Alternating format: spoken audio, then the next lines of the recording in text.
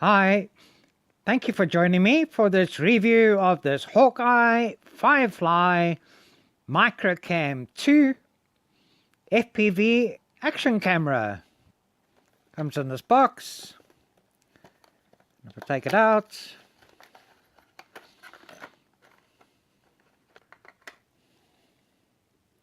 this is it.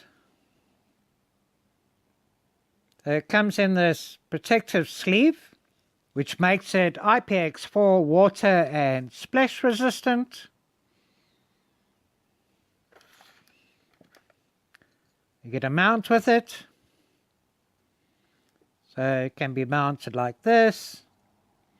And I suppose it could also be mounted like that.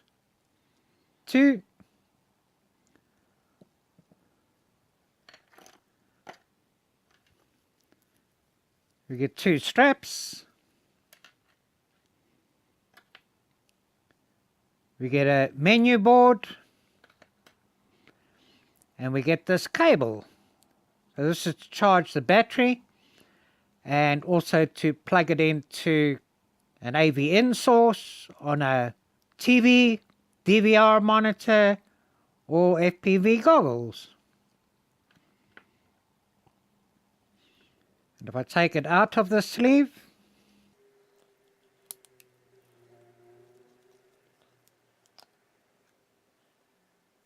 it's a very nice small compact size.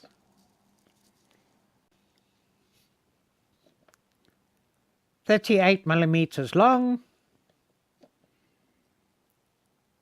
30mm wide,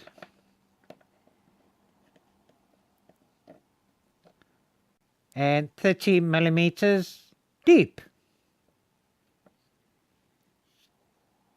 And the great thing with this is if we look at the weight, this only weighs 35 grams. Although the specs say it's only 31 grams, it seems to be a bit more, but 35 grams is still a good weight for this form factor. And if we look at it next to this Foxeer box camera and compare it by size,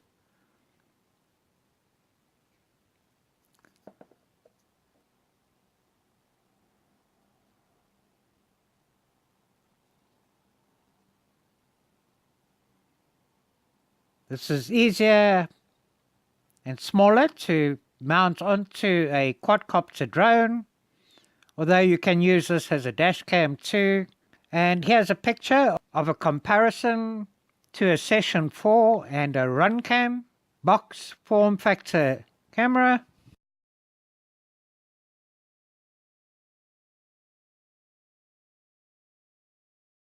And if we look at the weight of this Foxeer camera,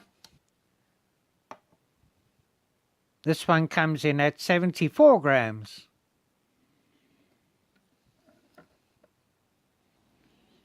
So we have a closer look at this here. Here we've got a mini HP USB port, so it's not your common micro USB port. Over here is a reset button, and over here is an SD card slot that we can put a class 10 up to 64 gigabytes SD card in. On the top here, we've got a mode button and we've got a power button. And over here, we've got a socket that the menu board plugs into to look and change the on-screen display Osd settings. And you can also see what the battery voltage of the battery is inside this, because it's got an inbuilt battery that should last for about an hour. Now this can also record at 2.5K, which a GoPro Session 4 does not even do, but only at 30 frames per second, but it also records 1080p at 60 frames per second, and you can also record at 720p. And this also comes with the user manual, very small writing. You can also download a user manual, which is easier to read. and I'll put a link in the description where you can download this. There is also a firmware update for this, and here's a link where you can see the web address to download this firmware update.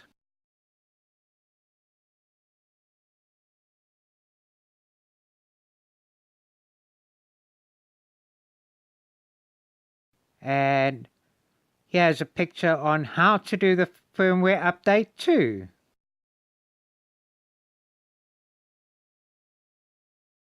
So I'll be doing this firmware update before I test this.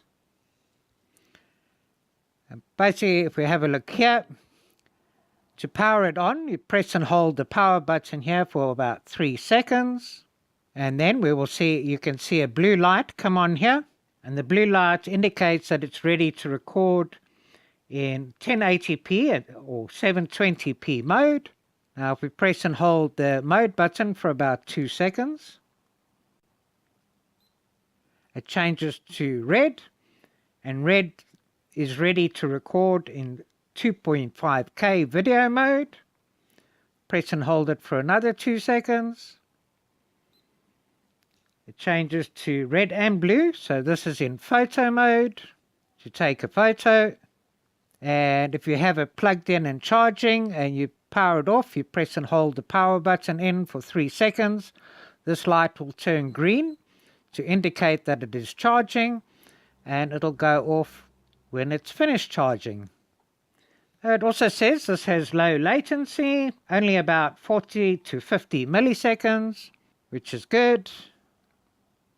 And now I'm just going to hook it up to a DVR monitor, and we can go through the Osd settings. So unfortunately I can't plug this into my DVR monitor to share the Osd menu and settings with you, because I don't have a compatible adapter for this male video plug.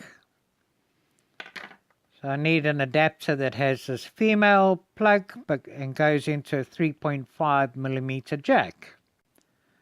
So I will get one and then share this with you in a later video. Another thing I noticed as well, just doing a test, is that the top is not here. This is not the correct orientation.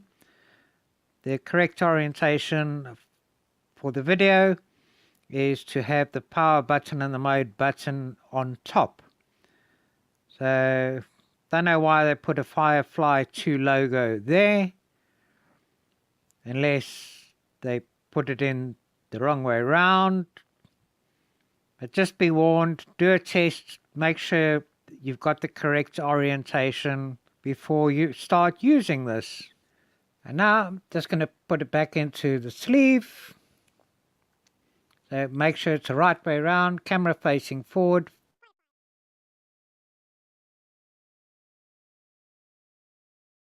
To charge it up, you will need to remove the sleeve,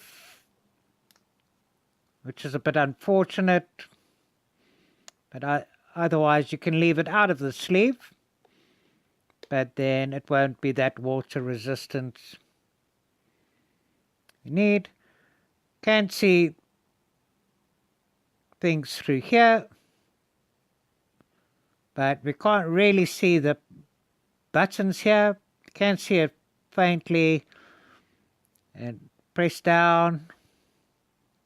It's not easy to see the indicator light with this on. Oh, okay, we can see a blue light. Okay, so one can see the light in this light. This might be a bit difficult to see in daylight. It would actually have been better if these lights were a bit bigger, I would say. And now I'm going to go and test it. And I'm going to mount it on top of this SJRC F11 drone and record at 2.5K to see what the video is like. I'm also going to mount it on top of this JEP RC MX2. Although it's a small quad, should be able to handle this, and it'll be light, and it does actually seem to fit on here quite nicely too. And I'll record at 1080p at 60 frames per second on this little racer.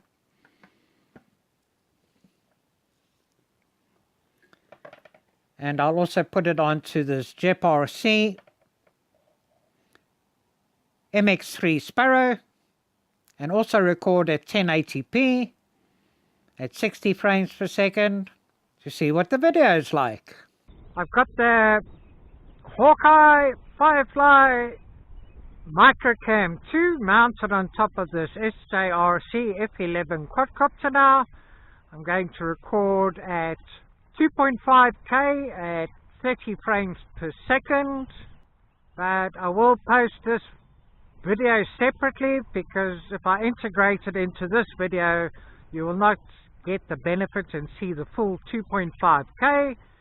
So I'll put a link in the description and also a tag where you can watch the 2.5K footage separately.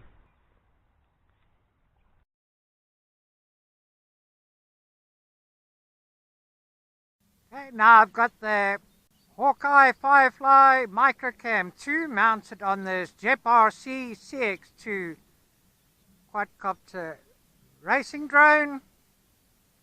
I'm going to record at 1080p at 60 frames per second.